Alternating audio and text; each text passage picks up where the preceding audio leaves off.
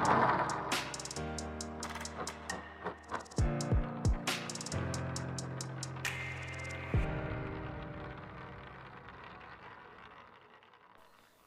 मसीह की। मसीह में मेरे प्यारे भाई और बहनों, मैं आपका भाई सूरज एक बार फिर से आपके समक्ष बाइबल अध्ययन लेके आया हूँ। तो चलिए हम शुरू करते हैं। और आज का हमारा विषय रहेगा प्रभु यीशु द्वारा दुख भरा हृदय से तिरस्कार करना। ये हमारा आज का बाइबल अध्ययन रहेगा और ये हमारा आज का विषय रहेगा।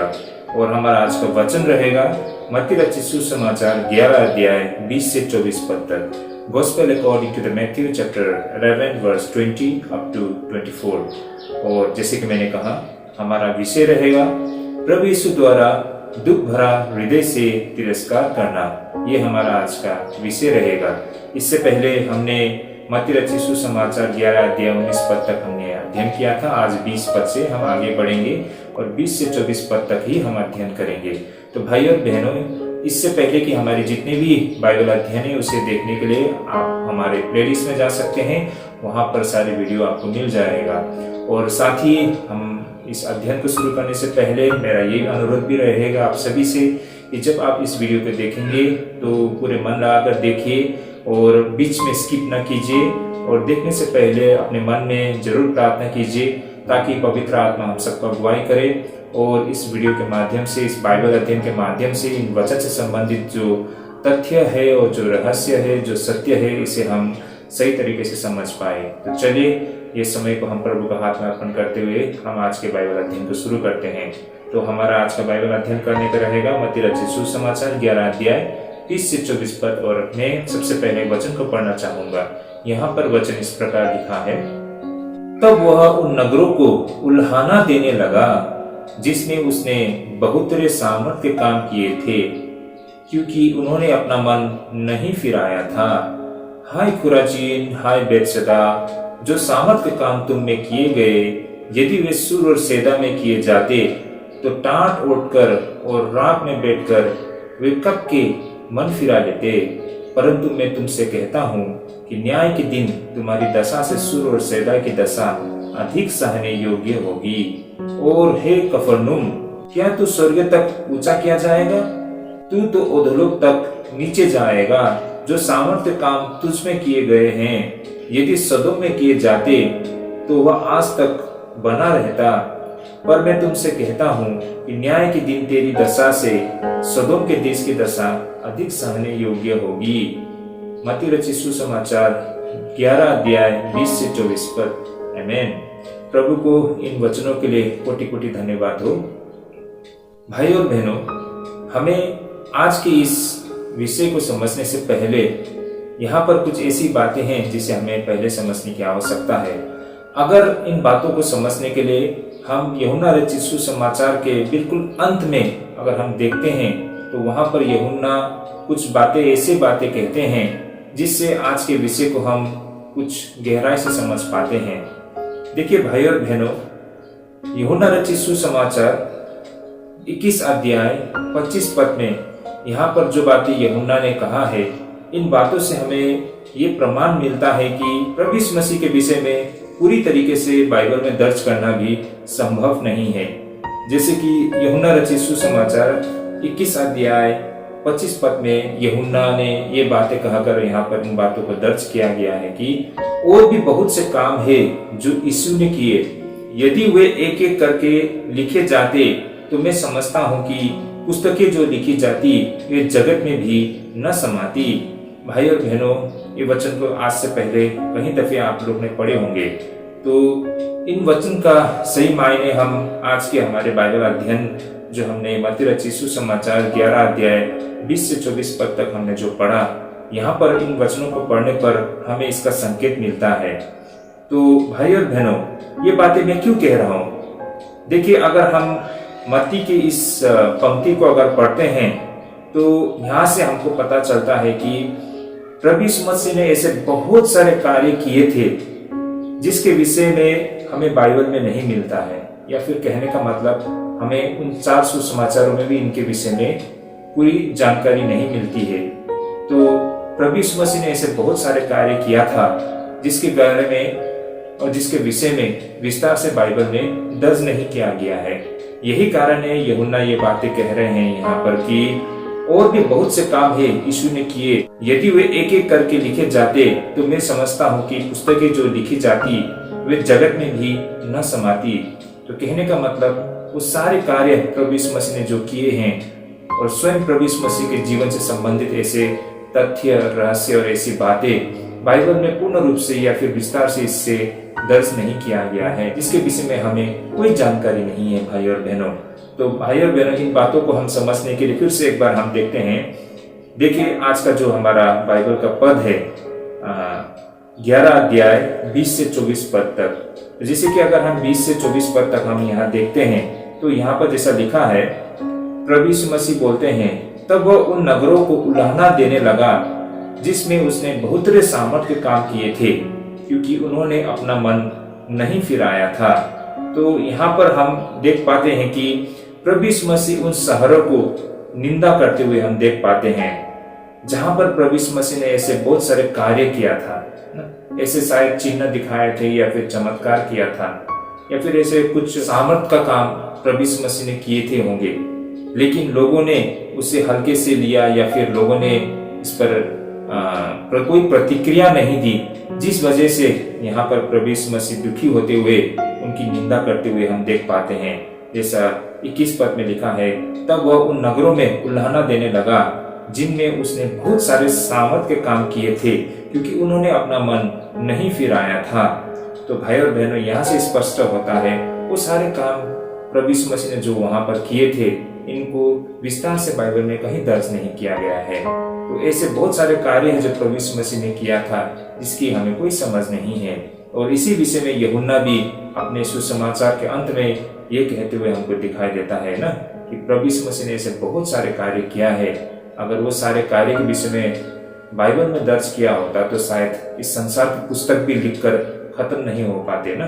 तो यही बातें हम यहाँ पर देख पाते हैं। और इसी प्रकार हम यहाँ पर देख पाते हैं 21 पद में कि हाय खुराजीन, हाय बेतसैदा, जो सामर्थ के काम तुम में किए गए, यदि वे सूर और सैदा में किए जाते तो टाट ओढ़कर और रात में बैठकर वे सबके मन फिरा लेते। तो भाई और बहनों, जैसे कि हमने 20 में देखा और 21 पद में भी हमने देखा है, देखिए यहाँ से हम ये जान पाते हैं कि प्रभु यीशु मसीह ने बहुत सारे कार्य किया, लेकिन लोगों ने अपने जीवन में कोई परिवर्तन नहीं लाया, उन्होंने पाप करने से अपने जीवन को नहीं रोका। ये सारी चीज होते हुए हमको यहाँ पर दिखाई देते हैं। इसीलिए प्रभु यीशु मसीह यहाँ पर बहुत दुखी होते हैं। और प्रभु यीशु मसीह उसी प्रकार इन शहरों को और इन नगरों को बोलते हैं यहाँ पर ना, कि जैसे कि खासकर खुराजीन शहर को ना प्रभु यीशु मसीह बोलते हैं कि तुम्हारे लिए बहुत बुरा होगा, है ना। और इसी प्रकार प्रभु यीशु मसीह बोलते हैं कि बेतसैदा, तुम्हारे लिए भी ये बहुत बुरा होगा। तो ऐसा माना जाता है कि ये जो खुराजीन और बेतसैदा शहर है, ये गलील के झील के आसपास केंद्रित था या फिर गलील के झील के किनारे पर बसा हुआ एक नगर था, जहां पर प्रभु यीशु मसीह ने अपना कार्य किया था। प्रभु यीशु मसीह ने स्वर्गीय राज्य के विषय में प्रचार किया था होगा। और यहाँ पर इसी संबंध में प्रभु यीशु मसीह बोलते हैं कि मैंने बहुत सारे ऐसे सामर्थ्य काम तुम्हारे बीच में किया, और यही सामर्थ्य काम अगर मैंने सूर और सैदा में किया होता तो वहां के लोग ना अपने जीवन को परिवर्तन कर लेते। जैसे कि हम जानते हैं कि सूर और सैदा वहां के लोग बहुत बुरे थे। हमने अगर बाइबल में इनके विषय में पढ़ा हो तो हमें इसकी अच्छी समझ हो सकती है। तो सूर और सैदा ऐसा शहर था जो लेबनान में पड़ता है आज के समय में। वहां के लोग बहुत ही बुरे लोग थे, लेकिन इतने बुरे होते हुए भी जितना कार्य आज के समय में प्रभु यीशु मसीह ने या फिर उस समय प्रभु यीशु मसीह ने जो खुराजीन में या फिर बेतसैदा में की या फिर कफरनहूम में किया, वो सारे कार्य अगर इन सूर और सैदा के नगरों में उस समय किए होते तो शायद वहां के लोगों ने अपने मन को फिरा लिया होता। तो इससे हमको ये अनुमान मिलता है कि प्रभु यीशु मसीह ने खुराजीन और बेतसैदा या फिर कफरनहूम में बहुत सारे कार्य किया था, लेकिन भी लोगों ने प्रभु यीशु मसीह के कार्य का कोई प्रतिक्रिया नहीं दी और उनके जीवन में कोई परिवर्तन नहीं आया। यही कारण है कि यहाँ पर प्रभु यीशु मसीह दुखी मन से इन शहर के विषय में बहुत कुछ कह रहे हैं यहाँ पर, जिस पर अब हम आगे विस्तार से अध्ययन करेंगे भाई और बहनों। यहाँ पर प्रभु यीशु मसीह सूर और सैदा के विषय में यूं कहते हैं कि जिस प्रकार प्रभु यीशु मसीह ने खुराजीन और बेतसैदा में कार्य किया था, उसी प्रकार प्रभु यीशु मसीह ने सूर और सैदा में किए होते तो वहां के लोग टाट ओढ़कर और रात में बैठकर वे कब के मन फिरा लेते। तो ऐसा कहने का मतलब प्रभु यीशु मसीह का ये है कि ये जो टाट ओढ़ने का मतलब क्या है, क्योंकि वहां के लोग अगर उन्होंने ये सारे सत्य को जाना होता तो शायद वे लोग टाट ओढ़कर पश्चाताप करते ना और अपने मन को फिरा लेते। तो कहने का मतलब यहाँ पर यह है कि जैसे कि टाट ओढ़ने का मतलब या फिर रात में बैठने का मतलब, इसका मतलब है कि वे अपने पापों के लिए बहुत दुखी है। और यहाँ पर जो टाट कहा गया है इसे सेक क्लोथ्स यानी कि एक बहुत ही रफ एक कपड़े है जो जानवर के बाल होते हैं उससे बनाया जाता है। और लोग बहुत समय पर इन कपड़ों को लगाने का अर्थ ही बनता है कि वे दुखी है, तो अपने दुख को जताने के लिए या अपने दुख को दिखाने के लिए लोग इस प्रकार के जो जानवर के जो बाल होते हैं उससे बना हुआ कपड़े को लगाया करते हैं। उसी प्रकार हम आगे जब देखते हैं 22 और 23 पद में भी, तो यहाँ पर हम देख पाते हैं कि ऐसा कहा गया है, परंतु मैं तुमसे कहता हूं कि न्याय के दिन तुम्हारी दशा सूर और सैदा की दशा से अधिक सहने योग्य होगा। तो कहने का मतलब ये है कि सूर और सैदा से भी बहुत ही बदतर हालत ये खुराजीन और बेतसैदा शहर का होने वाला है। कहने का मतलब अंत के दिन में जब प्रभु न्याय करेंगे तो उस वक्त ये जो शहर है इनका हालत, इनका नतीजा सूर और सैदा के देश से भी बुरा हालत होगा। यहाँ पर 22 पद में ऐसा कहा गया है। और उसी प्रकार हम अगर 23 पद में देखते हैं तो यहाँ पर ऐसा कहा गया है कि और हे कफरनहूम, क्या तू स्वर्ग तक ऊंचा किया जाएगा?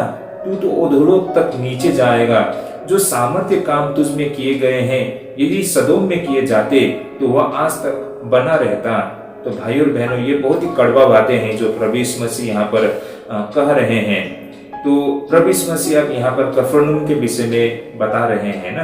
प्रभु यीशु मसीह उनसे ऐसा कह रहे हैं कि हे कफरनहूम, क्या तू स्वर्ग तक ऊंचा किया जाएगा? कहने का मतलब क्या तुम ये मानते हो कि तुम्हें स्वर्ग में उठा लिया जाएगा?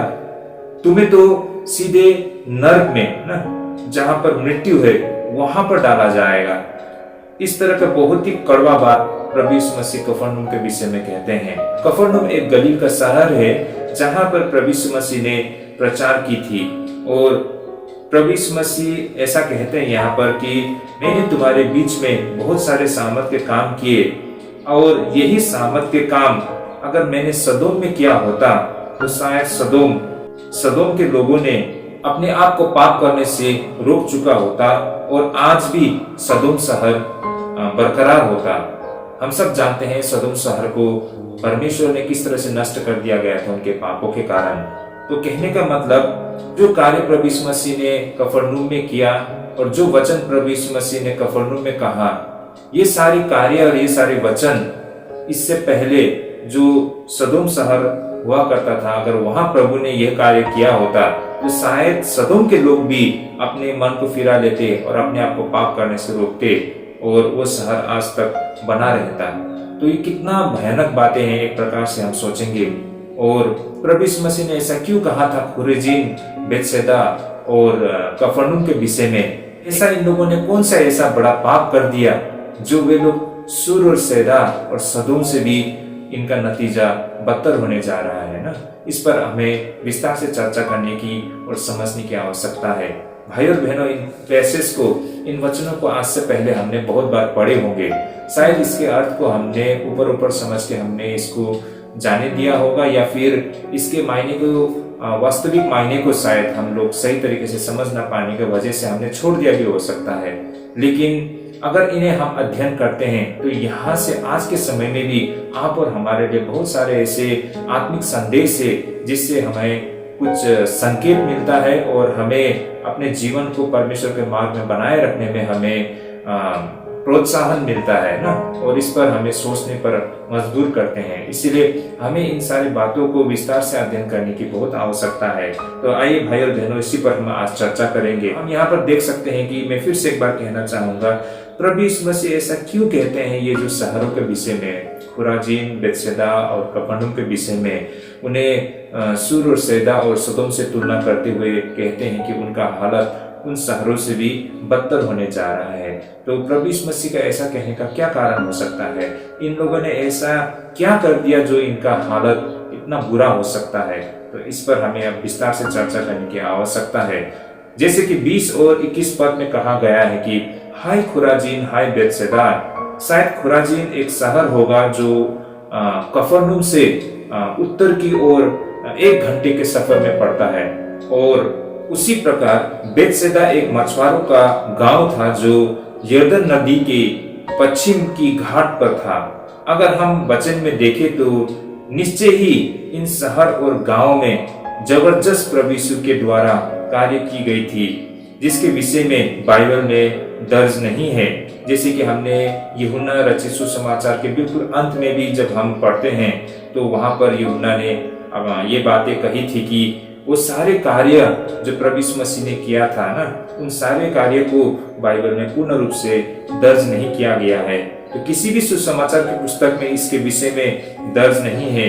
वहां पर जो भी चिन्ह और चमत्कार और या फिर कोई भी आश्चर्य कार्य या सामर्थ्य काम हो, और वहां पर जो भी स्वर्ग राज्य के विषय में जो प्रचार की गई थी, उनके बारे में कुछ भी ऐसा दर्ज नहीं है, सिवाय उस शहर के नाम के अलावा हम वहां किस तरह का कार्य किया गया था कुछ नहीं जानते हैं। तो भाई और बहनों, इस तरह के पैसेज से हमें यह पता चलता है कि प्रभु यीशु के विषय में हम बहुत ही थोड़ा जानते हैं। हमें इन बातों का ख्याल रखना पड़ता है कि सुसमाचार में प्रभु यीशु के उन मुख्य कार्य के विषय में मात्र दर्ज है। कहने का मतलब कुछ चुनिंदा कार्य का जानकारी के विषय में दर्ज है। हम जितनी यीशु के विषय में जानते हैं, वास्तव में उससे कहीं ज्यादा यीशु के विषय में हम नहीं जानते हैं। भाई और बहनों, ये बातें बहुत ही व्यवहारिक है। हम में से बहुत सारे लोग, हमको ऐसा लगता है कि हमने बाइबल पढ़ ली, बिल्कुल उत्पत्ति से लेकर प्रकाशित वाक्य तक पढ़ लिया, उन 4 सुसमाचार को पढ़ के और प्रेरित के कार्य के विषय में हमने पढ़ के और वो सारे प्रेरित लोगों की पत्री को पढ़ के हमें ऐसा लगता है कि हमने बाइबल के विषय में सब कुछ जान लिया और बाइबल के द्वारा प्रभु के विषय में सब कुछ जान लिया, या विशेष करके प्रभु यीशु मसीह के विषय में हम सब कुछ जानते हैं। और ऐसा लगता है कि हम अब यीशु को लेकर या प्रभु यीशु मसीह के कार्य के विषय में हम हर किसी के साथ इस पर चर्चा कर सकते हैं, या फिर इस विषय पर हम वाद विवाद कर सकते हैं, या फिर हम प्रभु यीशु मसीह के विषय में हर किसी को बेधड़क बता सकते हैं ना। और ऐसा लगता है कि हमने सब कुछ जान लिया। वास्तव में हम जितना जानते हैं उसमें से शायद 1% भी नहीं होगा सही मायने में हम परमेश्वर के विषय में जानते हैं। हम बहुत ही थोड़े जानते हैं। इसलिए ऐसा कहा जाता है कि जितना आज हम प्रभु यीशु मसीह के विषय में जानते हैं, उससे कहीं गुना ज्यादा यीशु मसीह के विषय में हम नहीं जानते हैं। क्योंकि हम प्रभु यीशु मसीह के विषय में कहाँ से जान पाते हैं? बाइबल के वचन के द्वारा ही हम प्रभु यीशु मसीह के और परमेश्वर के कार्य के विषय में, उस समय जो कुछ भी हुआ उनके विषय में हमको थोड़ा बहुत जानकारी मिलता है। और जितना वहां पर दर्ज किया है उतना ही तो हम पढ़ के उसको हम समझ पाते हैं। तो अगर वहां पर दर्ज ही नहीं किया गया हो, वहां पर वो सारे घटनाओं के विषय में लिखा ही नहीं गया हो, तो हमको पता ही नहीं चलेगा। तो कहने का मतलब जितना बाइबल में दर्ज किया गया है वो बहुत थोड़ा है, उससे कहीं ज्यादा ऐसे कार्य और ऐसे बातें जो बाइबल में दर्ज ही नहीं है, और ये संभव ही नहीं था एक मायने में अगर हम देखेंगे तो। क्योंकि ये सारे जो पत्रियां थी या ये जो सुसमाचार थी, इसको मनुष्य के द्वारा ही लिखा गया है। और हम सब जानते हैं उस जमाने में ऐसे टेक्नोलॉजी नहीं था, तो जितना उनसे हो सकता था पवित्र आत्मा के अगुवाई में उन लोग ने जो हम मनुष्य के लिए जितना आवश्यकता थी उन सारे बातों को वहां पर दर्ज किया गया है। और आज हम इन बातों को थोड़ा बहुत हम समझ सकते हैं। लेकिन हमें कभी भी अपने आप में अभिमान नहीं होना चाहिए कि हम प्रभु यीशु मसीह के विषय में सब कुछ जानते हैं। सत्य ऐसा है कि अगर हम ऐसा सोचते हैं तो वास्तव में हम प्रभु यीशु मसीह के विषय में कुछ भी नहीं जानते हैं। और सही मायने में भी हम अगर देखेंगे तो प्रभु यीशु मसीह परमेश्वर के विषय में हम बहुत ही थोड़ा जानते हैं, बहुत ही कम जानते हैं। इसीलिए हमको बिल्कुल बेपरवाह होकर कुछ भी हमें नहीं कहना है। या हमें बोलने से पहले या करने से पहले हमें 100 बार हमें इस पर सोच और विचार करने की आवश्यकता पड़ता है, क्योंकि हम परमेश्वर के कार्य के विषय में बहुत ही थोड़ा जानते हैं। जितना बाइबल में दर्ज किया है उतना ही और वो भी हम सही मायने में सही तरीके से हम इसको समझ नहीं पाते हैं भाई और बहनों। तो यहाँ पर हम देख पाते हैं कि हम जितना यीशु के विषय में जानते हैं वास्तव में उससे कहीं ज्यादा हम यीशु के विषय में नहीं जानते हैं। अब जब हम आगे बढ़ते हैं तो इस पैसेज को समझने के लिए हम कोशिश करते हैं भाई और बहनों। जैसे सबसे पहले प्रभु यीशु के शब्द के उच्चारण को हमें समझने की कोशिश करनी होगी। जो बातें यहाँ पर प्रभु यीशु मसीह ने 20 और 21 पद में कहा गया है, जैसे कि हाय खुराजीन हाय बेतसैदा, यह किसे दर्शाता है? भाई और बहनों, यहाँ पर प्रभु यीशु मसीह किस तरीके से कहते हैं, उसके उच्चारण के, उसके शब्दों के उच्चारण को हमें अध्ययन करने के लिए, उससे हमें समझने के लिए कोशिश करना चाहिए भाई और बहनों। जो बातें यहाँ पर जिस तरह लिखा गया है उसे उसी प्रकार से हम हल्के से नहीं ले सकते हैं। इसके पीछे, इन बातों के पीछे बहुत सारे बातें होंगे या बहुत सारे ऐसे रहस्य और सत्य होंगे जिसे हमें समझने के लिए आवश्यकता है। तो जैसे कि यहाँ पर प्रभु यीशु मसीह कहते हैं कि हाय खुराजीन हाय बेतसैदा, यह किसे दर्शाता है? यह हाय वास्तव में प्रभु यीशु मसीह के द्वारा खुराजीन शहर और बेतसैदा गांव के प्रति क्रोध से ज्यादा अफसोस और उन पर दुखदाई दया व्यक्त करना था। भाई और बहनों, यहाँ जिस अंदाज में हाय कहा गया है, यह उस व्यक्ति का लहजा नहीं है जो गुस्से में है क्योंकि उसका आत्मा सम्मान को ठेस पहुंची है या फिर उसका अपमान किया गया है, बल्कि भाई और बहनों, यह दुख का उच्चारण है जिसने लोगों को दुनिया की सबसे कीमती चीज की पेशकश की, लेकिन लोगों ने उसकी अवहेलना की। और इसके साथ ही हमें इन बातों को भी समझना होगा, जब प्रभु यीशु पाप की निंदा करते हैं तो वह पवित्र क्रोध होती है, लेकिन यह किसी मनुष्य की तरह नहीं जो अभिमान से उसके मन में ये जो क्रोध होता है वो दिखाई देता है, बल्कि प्रभु यीशु मसीह यहाँ पर जो बातें, जो हाय यहाँ पर प्रभु यीशु मसीह कह रहे हैं इन शहरों के विषय में, वो टूटे हुए हृदय से आता है। तो फिर ऐसा क्या पाप कर बैठे थे ये जो खुरासीन और बेतसैदा और कफरनहूम के लोगों ने, जो कि सुर और सैदा और साथ ही सदोम और अमोरा से भी बदतर था या बुरा था। अगर बाइबल में देखें तो सुर और सैदा की दुष्टता के विषय में बार बार कहा गया है। तो भाई और बहनों, यहाँ से हम देख पाते हैं कि और समझ पाते हैं कि जो बातें प्रभु यीशु मसीह यहाँ पर कह रहे हैं उन शहर के विषय में, हाय खुराजीन हाय बेतसैदा, इस तरह से जो बातें प्रभु यीशु मसीह कहकर इन शहरों को संबोधित कर रहे हैं, यह शब्द, ये उच्चारण प्रभु यीशु मसीह का उन शहरों के प्रति क्रोध से भरा हुआ दुखदाई, यह प्रभु यीशु मसीह का मन से निकला हुआ उन शहरों के प्रति अफसोस और उनके प्रति दुखदाई अपने दया को व्यक्त करना था। भाई और बहनों, इन बातों को हमें समझने की आवश्यकता है यहाँ पर कि देखिए, जब परमेश्वर किसी के प्रति नाराजगी भी दिखाता है तो वो लोगों के पाप के प्रति है। परमेश्वर लोगों के पाप से बेहद नफरत करते हैं। परमेश्वर लोगों से नफरत नहीं करते हैं, लेकिन परमेश्वर उस पाप से नफरत करते हैं, और ये पाप को पवित्र क्रोध भी कहा जाता है। भाई और बहनों, परमेश्वर पाप से क्यों नफरत करते हैं? क्योंकि परमेश्वर पवित्र है।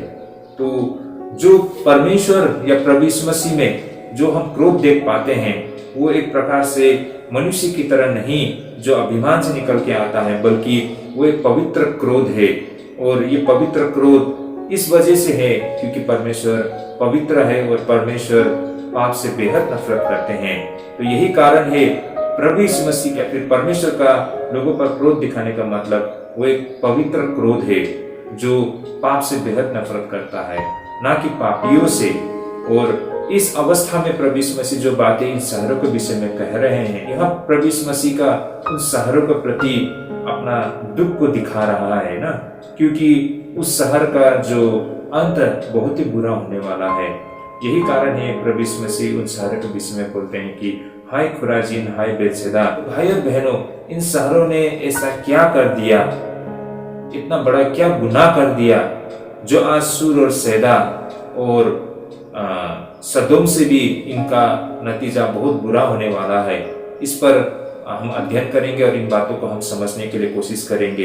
अगर हम बाइबल में देखेंगे तो सूर और सैदा के विषय में जगह जगह पर उनके विषय में, उनकी बुराइयों के विषय में बताया गया है कि हम वचन में देखते हैं। तो यशायाह नबी के पुस्तक 23 अध्याय में अगर हम अध्ययन करेंगे, आप लोग बाद में भी इन वचनों को देख सकते हैं, तो वहां पर विस्तार से लिखा गया है सूर और सैदा के विषय में या फिर सदोम के विषय में कि क्या कुछ उस शहर का था और उस शहर के द्वारा किस तरह परमेश्वर के विरोध में उन लोगों ने पाप की थी। उसी प्रकार हम यजेकिएल के 26 अध्याय 3 से लेके 7 पद तक में भी अगर हम देखते हैं तो वहां पर भी सूर और सैदा के विषय में का बहुत बातें परमेश्वर कहते हैं। और उसी प्रकार अगर हम आगे देखते हैं तो हम देख पाते हैं यजेकिएल का 28 अध्याय 12 से लेके 22 पद तक में। मैं नहीं पढ़ूंगा इन सारे वचनों को, आप लोग अपने फ्री टाइम में इन वचनों को देख सकते हैं। यहाँ पर सूर और सैदा और सदोम के विषय में बहुत सारे बातें कही गई है और साथ ही यहाँ पर जो पाप उनके द्वारा किया गया है उनका नतीजा क्या होगा, इन सारे बातों को यहाँ पर दर्ज किया गया है। तो परमेश्वर सदोम और अमोरा के अधर्म के कारण प्रभु नफरत करते थे ना, और वे लोग घृणा का पात्र बन गए थे। तो आज हम यहाँ पर यह समझने की कोशिश करेंगे कि आखिर क्यों प्रभु यीशु सूर और सैदा और साथ ही सदोम की तुलना में खुराजीन से बेतसैदा और साथ ही कफरनहूम को बहुत ही बुरा स्थिति में दर्शा रहे हैं। इसका कारण ये हो सकता है कि जो अवसर या फिर जो मौका खुराजीन, बेतसैदा या फिर कफरनहूम को दी गई थी, यह उन शहर यानी कि सूर और सैदा या फिर सदोम के लोगों को नहीं मिला था, लेकिन यही खुराजीन से लेकर बेतसैदा और कफरनहूम में तो प्रभु यीशु मसीह ने स्वयं कार्य किया था। प्रभु यीशु मसीह ने वहां बहुत सारे सामर्थ्य कार्य किए थे और स्वर्ग राज्य के विषय में प्रचार किया था, और यहाँ के लोगों ने ये सारी चीजों को देखकर भी अनदेखा कर दिया था और सुनकर भी अनसुना कर दिया था। और यह इन लोगों के द्वारा एक घोर पाप था भाई और बहनों, और अवसर और मौके को इन लोगों ने गवा दिया था।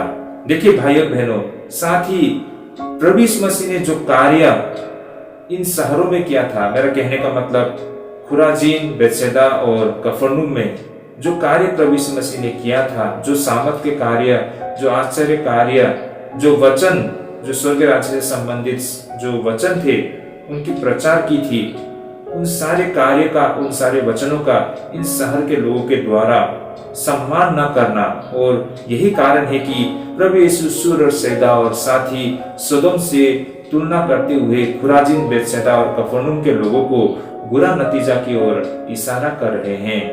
इन्हें हम इस तरह भी समझ पाएंगे जैसे कि हम किसी भी इंसान की निंदा या भर्त्सना तब तक नहीं कर सकते हैं जब तक उसे सच्चाई की समझ न हो। लेकिन अगर कोई व्यक्ति को सब पता होते हुए भी गलत करता है और कोई व्यक्ति को सब कुछ पता होते हुए भी वो गलत कार्य करता है, सब कुछ जानते हुए और समझते हुए और देखते हुए भी, तो वह व्यक्ति निंदा या फिर दंड का पात्र होता है। भाई और बहनों, इन बातों को हम इस तरह से भी हम समझ सकते हैं। अगर हम इब्रानियों का पत्री 10 अध्याय 26 पद में हम अगर देखते हैं तो यहाँ पर इस तरह कहा गया है कि आइए हम वचन को मैं आप सभी के सामने रखना चाहूंगा। क्योंकि सच्चाई की पहचान प्राप्त करने के बाद यदि हम जानबूझकर पाप करते रहे तो पापों के लिए फिर कोई बलिदान बाकी नहीं। इब्रानियों 10 का 26, ये बात बहुत ही स्पष्ट होता है ना।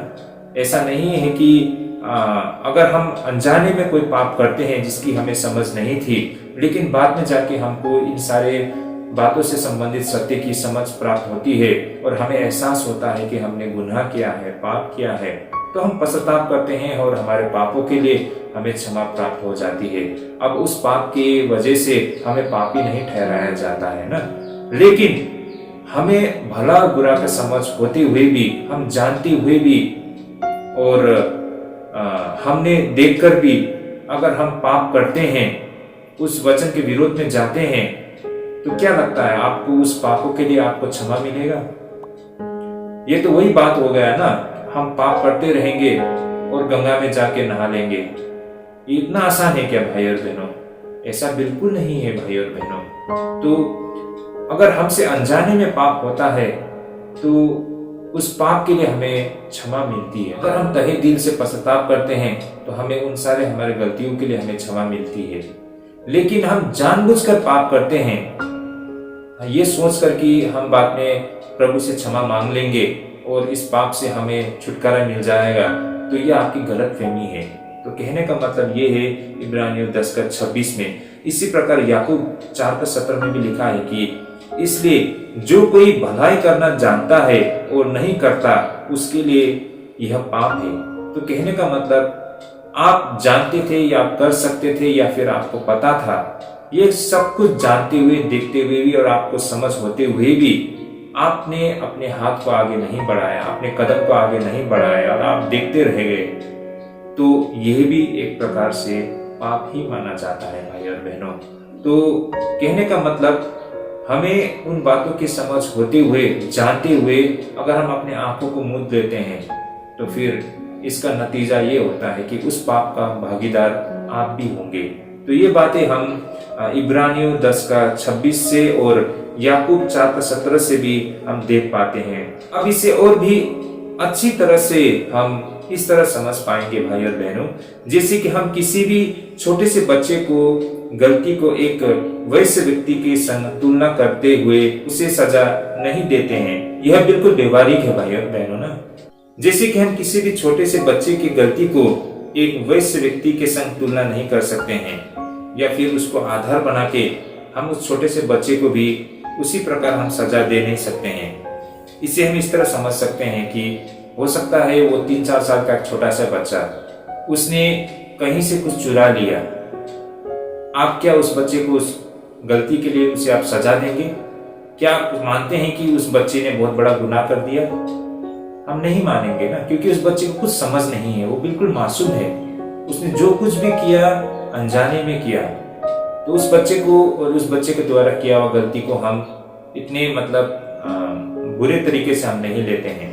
लेकिन वही काम एक वयस्क व्यक्ति करेंगे, वो किसी के घर में जाके कुछ उठा के लेके आ जाएंगे, तो क्या आप उसे हल्के से लेंगे? बिल्कुल नहीं ना। क्यों?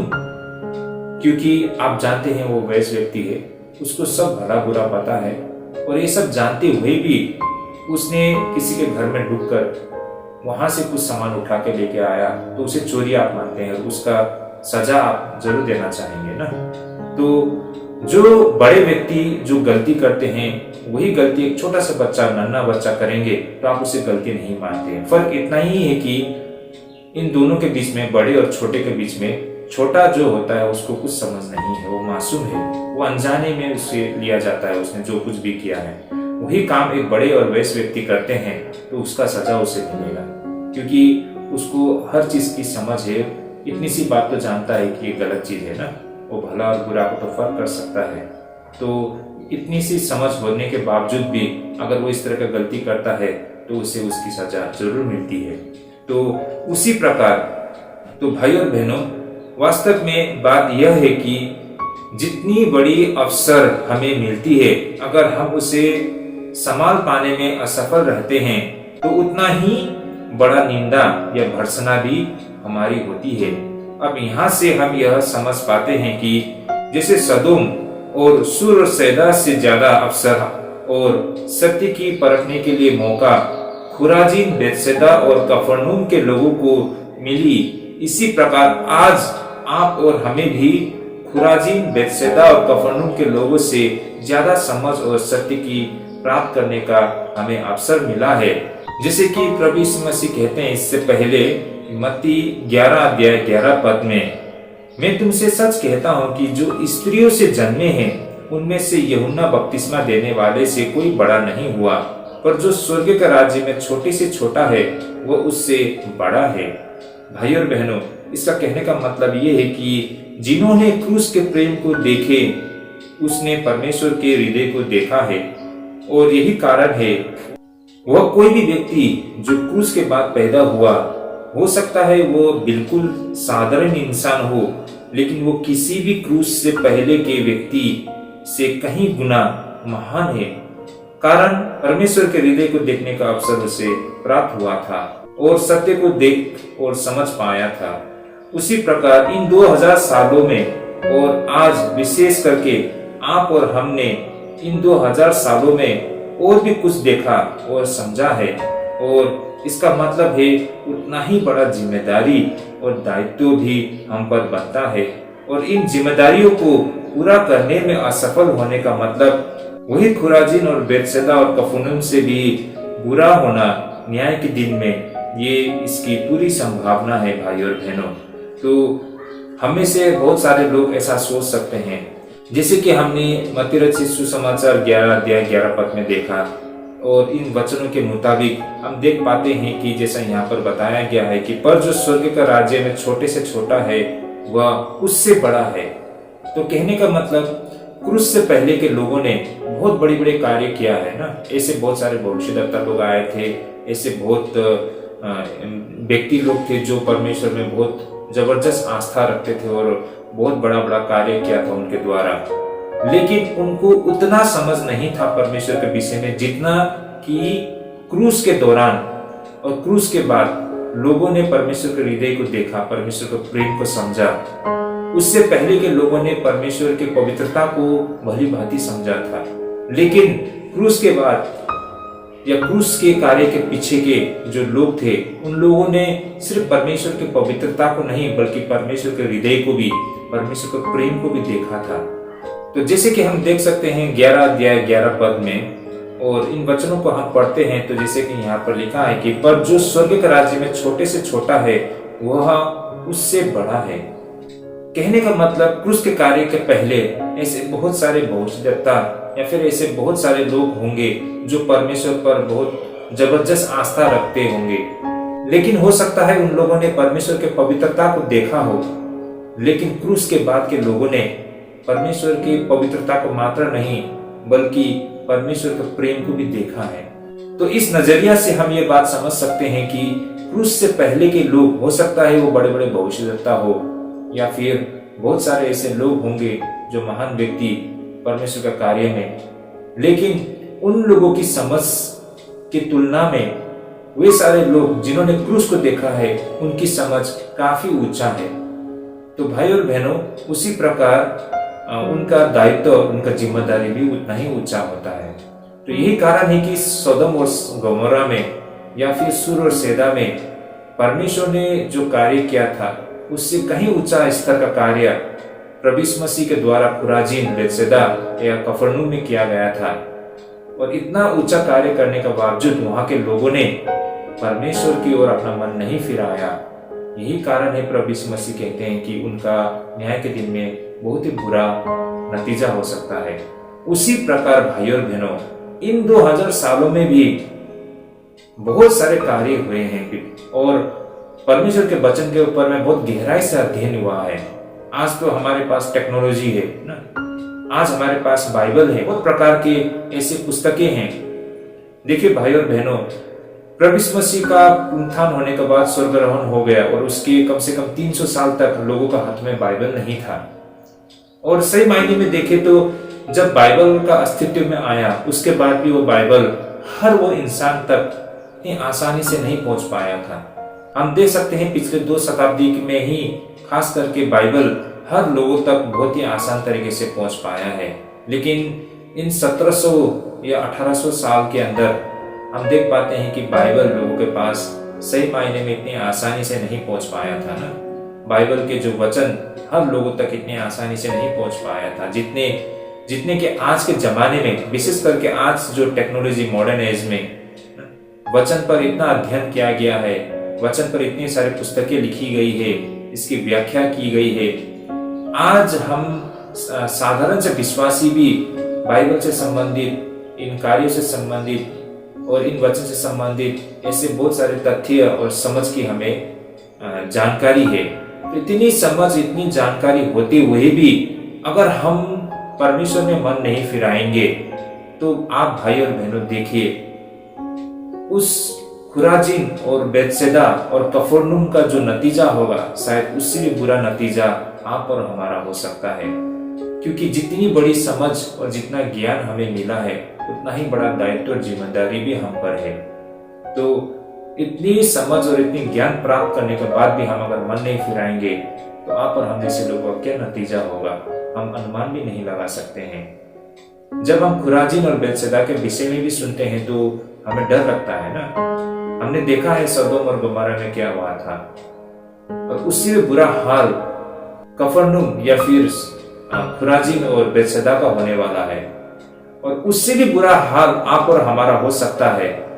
तो जस्ट इमेजिन कीजिए अंत के दिन में या न्याय के दिन में क्या होगा ऐसे लोगों का जो आज इन सत्य को समझते हुए देखते हुए भी परमेश्वर की ओर नहीं लौटते हैं। तो ये सारी बातें आज के हमारे बाइबल अध्ययन से हम समझ पाते हैं भाई और बहनों। जैसे कि आगे और हम देख पाते हैं कि उसी प्रकार सत्य के प्रति उदासीनता भी एक प्रकार का पाप है भाई और बहनों। हम जानना चाहते हैं ना कि आखिरकार खुराजीन, बेतसैदा और कफरनहूम ने ऐसा क्या जो पाप कर दिया जो वो सूर और सैदा या फिर सदोम से भी बदतर होने जा रहा है। देखिए भाई और बहनों, उनका उदासीनता प्रभु यीशु मसीह और परमेश्वर के प्रति ये दिखाता है कि उन लोग ने बहुत बड़ा पाप किया है। ये जो शहर थे खुराजीन, बेतसैदा और कफरनहूम, अब ये नगरों ने प्रभु यीशु मसीह पर हमला तो नहीं किया, ये बात सत्य है ना, और ना तो इन शहरों के लोगों ने प्रभु यीशु को अपने शहर से निकाला और ना तो क्रूस में चढ़ाने की मांग की, लेकिन बस इस शहर के लोगों ने प्रभु यीशु का अवहेलना की। भाइयों और बहनों, जितना सतावट लोगों को दर्द देती है उतना ही दर्द किसी के प्रति बेपरवाह होना भी उतना ही दर्द देता है। मान लीजिए अगर कोई लेखक किताब को लिखता है और प्रकाशन में लाता है, और होता यह है कि लोग किताब को पढ़ते हैं और कुछ लोग किताब की तारीफ करते हैं और कुछ लोग इसकी निंदा भी करते हैं या फिर आलोचना भी करते हैं, यानी कि क्रिटिसाइज करते हैं, लेकिन इससे लेखक को कुछ फर्क नहीं पड़ता है भाई और बहनों, क्योंकि ये एक बिल्कुल स्वाभाविक बातें हैं। लेकिन लेखक को इससे फर्क पड़ता है कि अगर कोई भी उस किताब की ओर ध्यान न दे या फिर किताब को पढ़े ही नहीं, भाई और बहनों, इससे लेखक को बहुत चोट लगता है। किताब को पढ़ के प्रशंसा करना या फिर आलोचना करना ये एक बिल्कुल आम बात है और ये बिल्कुल स्वाभाविक बातें हैं। इससे ये तो पता चलता है कि लोगों ने उस किताब में रुचि दिखाई और इस किताब को पढ़ा, लेकिन लोग किताब को पढ़े ही नहीं, इससे बात बिगड़ जाती है। भाई और बहनों, इसे इस तरह से भी हम समझ सकते हैं। मान लीजिए अगर कोई कलाकार एक यीशु की तस्वीर बनाता है और रास्ते में खड़ा होकर यीशु के संदेश के साथ लोगों को पुकारते हैं, लेकिन किसी को इसमें कोई भी रुचि नहीं है। मेरा कहने के मतलब ये है कि आज इन बातों को हम इस तरह से भी देख सकते हैं। देखिए, आज के समय में विशेष करके पश्चिमी देश में वहां के लोग ईसाईयत के प्रति ना तो दुर्व्यवहार करते हैं, ना तो ईसाईयत को तबाह करने की कोशिश करते हैं, लेकिन ईसाईयत या फिर मसीह के प्रति उनका रवैया बिल्कुल उदासीनता से भरा हुआ है। आज ज्यादातर पश्चिमी देशों के लोगों के लिए मसीह कोई मायने ही नहीं रखते हैं।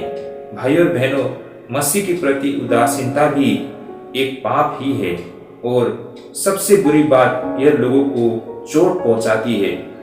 यह उदासीनता इतना भयानक है कि यह जलाकर किसी की हत्या नहीं करता है, लेकिन लोगों को यह ठंडी से जमा देती है। उदासीनता किसी को सर कलम नहीं करती, बल्कि धीरे धीरे लोगों के गला को घोट देती है। यही कारण है कि प्रभु यीशु के द्वारा खुराजीन, बेतसैदा और कफरनहूम में इतना सारा कार्य होने के बावजूद वहां के लोग मसीह के प्रति बहुत ही उदास या फिर प्रभु यीशु की अवहेलना की और बेपरवाह रहा, और इसलिए प्रभु यीशु कहते हैं कि न्याय के दिन तुम्हारी दशा से सूर और सैदा की दशा अधिक सहने योग्य होगी। भाई और बहनों, अब इन बातों को आप लोग धीरे धीरे समझ पा रहे होंगे। यहाँ से हम ये बात स्पष्ट होता है प्रभु यीशु मसीह उन शहरों के प्रति क्यों इतना दुखी थे, खुराजीन, बेतसैदा, कफरनहूम के प्रति?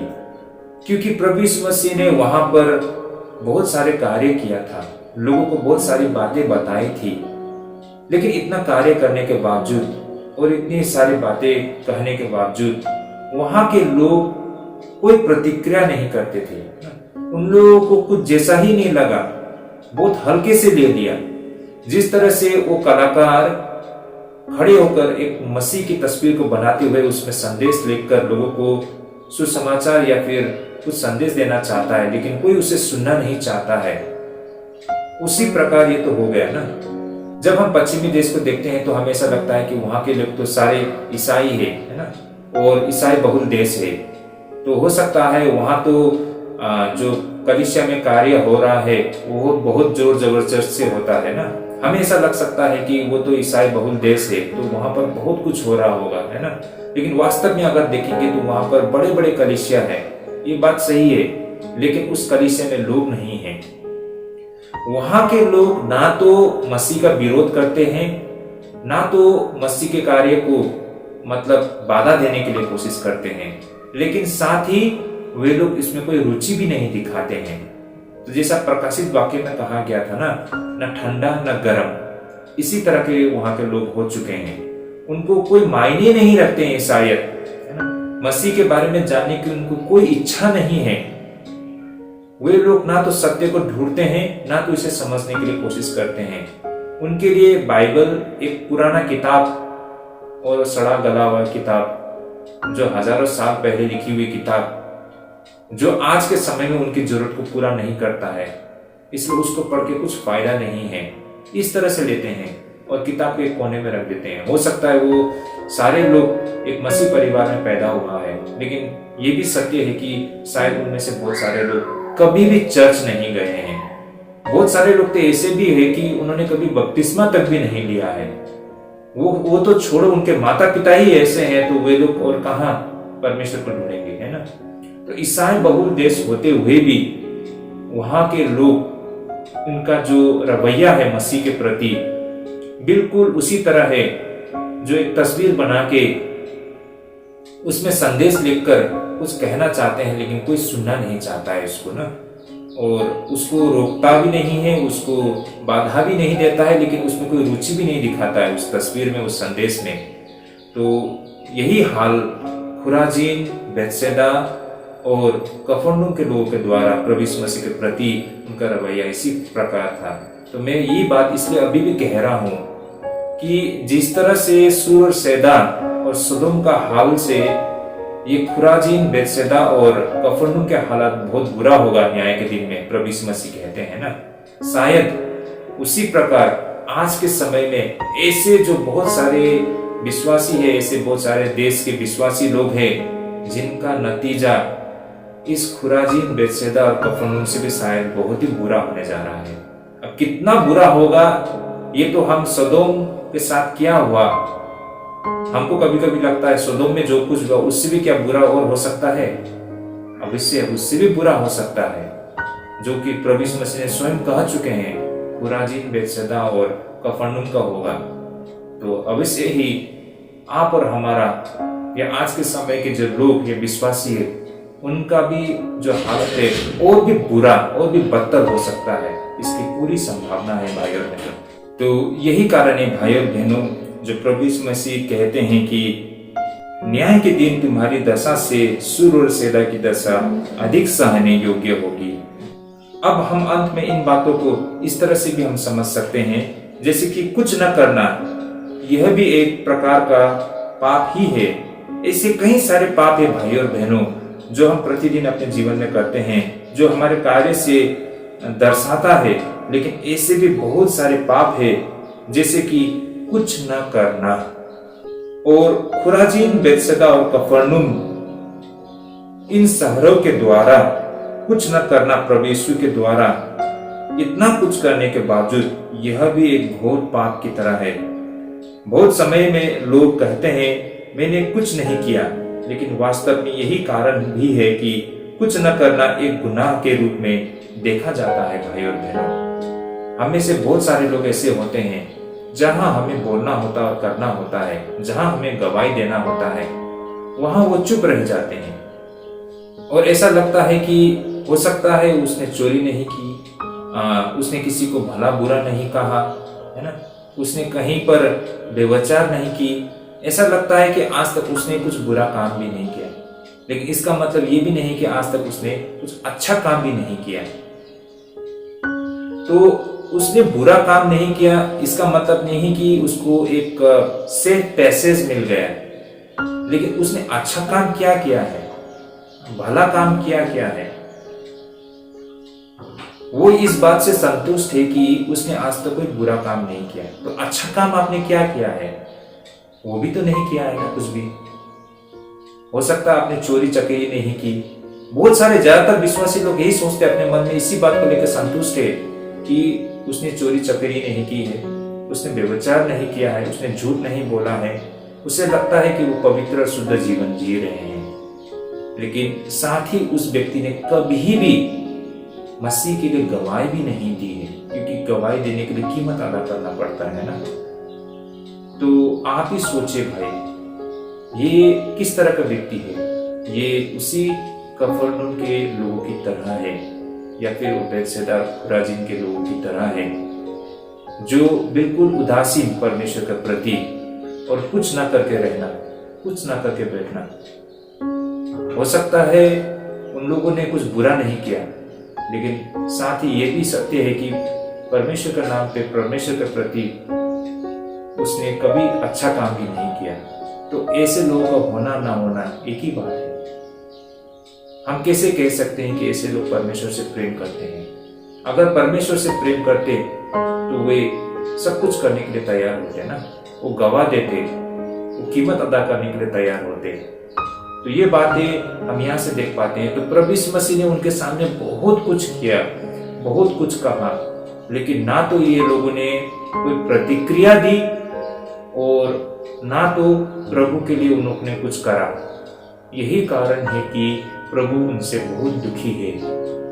और जो हाय इन शहरों के प्रति प्रभु यीशु मसीह का था, वो क्रोध नहीं बल्कि उनके प्रति उनका दुख को जाहिर करना था कि इनका नतीजा जो होने जा रहा है ये बहुत ही बुरा होने वाला है।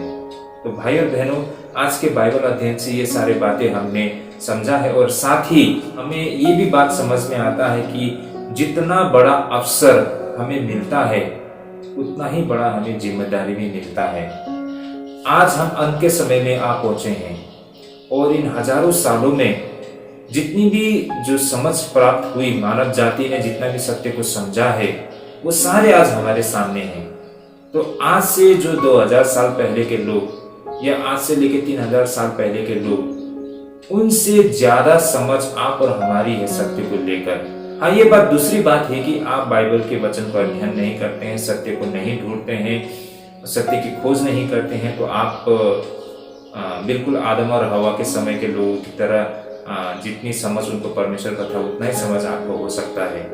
लेकिन जो लोग वास्तव में सत्य की खोज कर रहे हैं, उनके सामने बहुत सारे सत्य है, और इतनी सारी सत्य हमारे सामने है जितना सत्य उन भविष्यद्वक्ताओं के समय में भी नहीं था, या फिर प्रभु यीशु मसीह के समय में भी उन लोगों के पास नहीं था। उससे कहीं ज्यादा सत्य आज हमारे सामने में है। चाहे तो आप उसे प्राप्त कर सकते हैं, और बहुत लोगों ने उसे प्राप्त भी किया है ना, उन सत्य को समझा और जाना भी है। तो कहने का मतलब, इतना सारा सत्य को आज जब हम मानव जाति ने जान लिया है, हम विश्वासियों को इतना सत्य प्राप्त हो गया है, तो इसका मतलब हम पर इतना ही ज्यादा जिम्मेदारी भी है। और इतना ज्यादा जिम्मेदारी और दायित्व होने के बावजूद अगर उसे हम पूरा नहीं करते हैं, तो हमारा नतीजा भी उन खुराजीन, बैतसैदा और कफरनहूम की जो लोग थे उनकी तरह ही होना पूरी संभावना है भाई और बहनों। तो इसलिए हमें इन बातों पर विचार करने की आवश्यकता है, इस पर हमें सोचने की आवश्यकता है।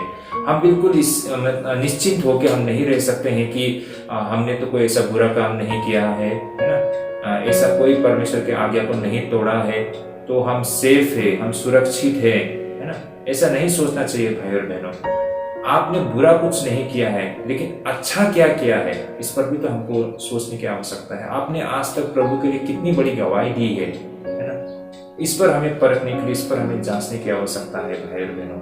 हमें हल्के से नहीं रहना चाहिए। तो ये सारी बातें आज के हमारे बाइबल अध्ययन से हमने सीखा है, क्यों प्रभु यीशु मसीह उन शहरों को लेकर सूर और सैदा और सदोम के साथ उनकी तुलना करते हैं ना, और उन शहरों यानी कि खुराजीन, बेतसैदा और कफरनहूम को लेकर प्रभु यीशु मसीह इतना दुखी क्यों थे? क्योंकि वहां पर प्रभु यीशु मसीह ने जो कार्य किया था, बेशक उन कार्यों को बाइबल में दर्ज नहीं किया है, लेकिन हमें इतनी समझ तो प्राप्त हो रही है कि प्रभु यीशु मसीह ने वहां पर बहुत सारे कार्य किया है और बहुत सारे वचन कहे हैं, लेकिन वहां के लोगों ने उन वचन को इतना इम्पोर्टेंट नहीं दिया, उन कार्यों को इम्पोर्टेंट नहीं दिया ना, उस पर कोई प्रतिक्रिया नहीं दी, वो चुप रहे। और यही कारण है प्रभु यीशु मसीह उन शहरों के प्रति बहुत दुखी है और उनका नतीजा सूर और सैदा और सदोम से भी बदतर होने जा रहा है।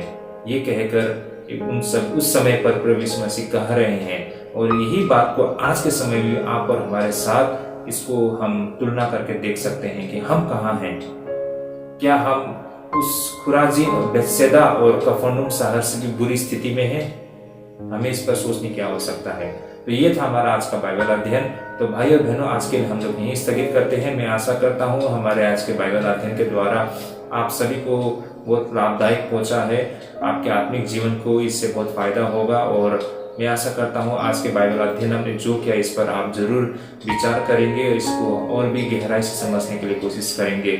और ये जो आज के बाइबल अध्ययन है, आपको लगता है कि ये बाइबल अध्ययन के माध्यम से हमारे जीवन में बहुत लाभदायक पहुंचते हैं, तो इस वीडियो को जरूर शेयर कीजिए, अपने दोस्तों रिश्तेदारों तक पहुंच सके सत्य, ताकि वे लोग भी इस तरह के बाइबल अध्ययन के द्वारा खरी शिक्षा और व्यवहारिक शिक्षा को पा सके। यहाँ पर जो भी हम सत्य को आपके सामने रख रहे हैं वो प्राइमरी या फिर प्रीलिमिनरी या फिर प्राथमिक शिक्षा नहीं है, बल्कि इससे थोड़ा गहरा व्यवहारिक और वास्तविक शिक्षा पर हम अध्ययन कर रहे हैं। तो इसका स्तर थोड़ा ऊंचा है, तो इसलिए भाई और बहनों, इससे हमारे आत्मिक जीवन के लिए ढेरों लाभदायक भी पहुंचेगा। तो आगे भी इसी तरह आप हमारे साथ बने रहिए और जुड़े रहिए। तो आज के लिए हम यहीं पर स्थगित करते हैं। प्रभु आप सबको अगुवाई करे, प्रभु आप सभी को ढेरों आशीष करे। जय मसीह।